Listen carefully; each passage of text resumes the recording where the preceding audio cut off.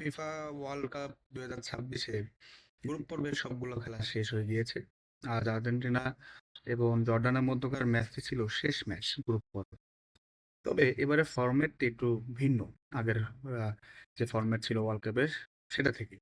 আগে আমরা জানতাম যে আপনার 32টা দল ওয়ার্ল্ড কাপ খেলতো, সেখান থেকে 16টা দল বাদ হয়ে যেত, রাউন্ড অফ 16 ছিল, তারপর quarter final, semifinal, final. But এবার আমরা জানি যে সবচেয়ে বেশি দল অর্থাৎ 48টা দল বা দেশ ফিফা ওয়ার্ল্ড কাপে ডাইরেক্ট খেলছে এবং এর ফলে স্বাভাবিকভাবেই ফরম্যাটে চেঞ্জ হয়েছে বা ফ- বাধ্যই হয়েছে ফিফা ফরম্যাটটা চেঞ্জ করতে। কিরকম? এবার আমরা জানি যে 48টা দল 12টা গ্রুপে ভাগ হয়ে খেলছে, এক একটা গ্রুপে 4টা করে দল, প্রতিটা গ্রুপে 4টা দল 3টা করে ম্যাচ পাচ্ছে তারা, মানে গ্রুপের যে 4টা দল তারা একে অপরের সাথে খেলবে। তারপর খুবই সহজ, গ্রুপ চ্যাম্পিয়ন এবং রানার্স আপ দল বরাবরের মতোই ডাইরেক্ট কোয়ালিফাই করবে রাউন্ড অফ 32-তে। তো এর ফলে 48টা দলের মধ্যে আপনার স্বাভাবিকভাবেই 24টা দল ডাইরেক্ট কোয়ালিফাই করেছে এবারের ওয়ার্ল্ড কাপে, তাদের কোনো সমস্যা নেই যারা রানার্স আপ বা গ্রুপ চ্যাম্পিয়ন হয়েছে।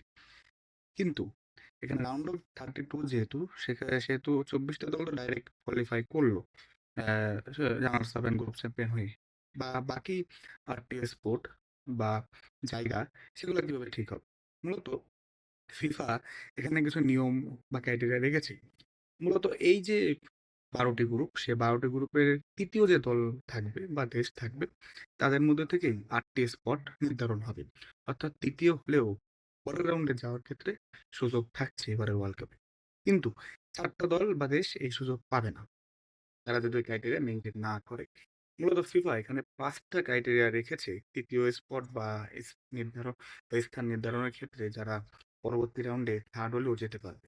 প্রথম ক্রাইটেরিয়াটা হচ্ছে খুবই সহজ, যাদের পয়েন্ট বেশি থাকবে। যেহেতু এখানে যারা তৃতীয় হচ্ছে তারা 12টা গ্রুপ থেকে আসছে, একে অপরের সাথে তো আর খেলছে না, কিন্তু তারা ওই যে গ্রুপে ছিল সেই গ্রুপের তৃতীয় অবস্থায় থাকাকালীন তাদের যে পয়েন্ট রয়েছে, এবং এই পয়েন্টটা হচ্ছে আপনার এখানে প্রথমে গোনা হবে। অর্থাৎ কারো যদি 5 পয়েন্ট থাকে কিন্তু সে তৃতীয় হয়েছে, এবং অন্য গ্রুপের কারো যদি 4 পয়েন্ট থাকে, সেও তৃতীয় হয়েছে, তো সেক্ষেত্রে যার 5 পয়েন্ট সে আগে কোয়ালিফাই করবে। গেল একটা ক্রাইটেরিয়া। সেকেন্ড ক্রাইটেরিয়া হচ্ছে গোল ডিফারেন্স। অর্থাৎ আপনি তৃতীয় হয়েও কতটি গোল দিয়েছেন বা এবং কতটি গোল খেয়েছেন। অর্থাৎ আপনি তৃতীয় হয়েছেন, আপনারও 5 পয়েন্ট, আরো অনেক দলেরই, একাধিক দলেরও 5 পয়েন্ট, সেক্ষেত্রে ধরুন একটা দলকেই ফিফা নিবে। তখন এই গোল ডিফারেন্সটা আসবে, যে কয়টা গোল দিয়েছি, কয়টা গোল খেয়েছি, এই দুইটা আপনার মাইনাস করলে বা ইকুয়েশন করলে যেটা থাকবে সেটা হচ্ছে তাদের পয়েন্ট হিসেবে যোগ হবে, এটা আমরা জানি। তৃতীয় ক্রাইটেরিয়া হচ্ছে সেই দেশ বা নিজে কতটা গোল দিয়েছে প্রতিপক্ষ।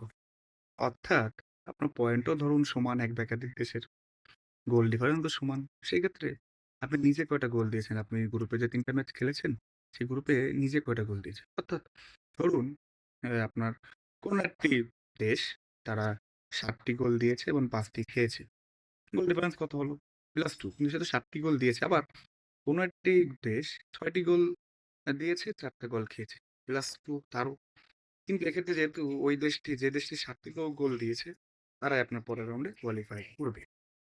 চতুর্থ যে ক্রাইটেরিয়া সেটা হচ্ছে FIFA fair play. To be honest বলতে গেলে এটা হচ্ছে সহজ ভাষায় ফিফা ফেয়ার প্লে কি? মূলত আপনি ইয়েলো কার্ড বা লাল কার্ড কয়টা খাচ্ছেন, এটা হচ্ছে ফিফার ফেয়ার প্লে, এবং ফিফা এই অনুযায়ী পয়েন্ট দিবে। প্রতিটা দলই জিরো স্কোর নিয়ে শুরু করেছিল ওয়ার্ল্ড কাপ।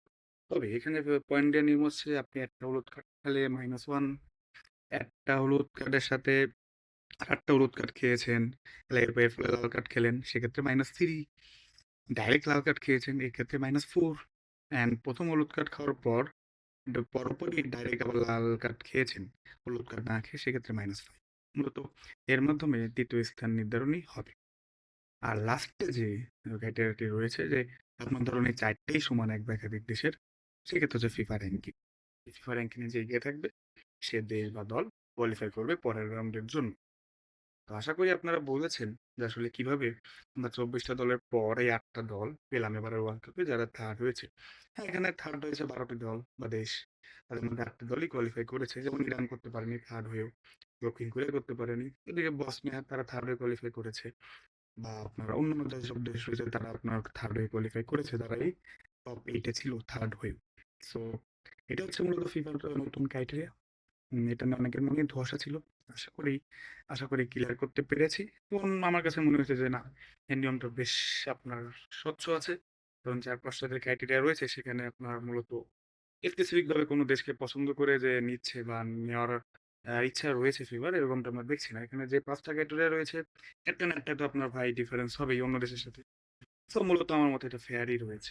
আশা করি আপনারা বুঝতে পেরেছেন যে কিভাবে এই ৮ টা স্পট নির্ধারণ হলো। থার্ড হয়েও কিভাবে ৮ টা দেশ ১২ টা দেশের মধ্যে তারা পরের রাউন্ডে চলে গেল এবারের ওয়ার্ল্ড কাপ।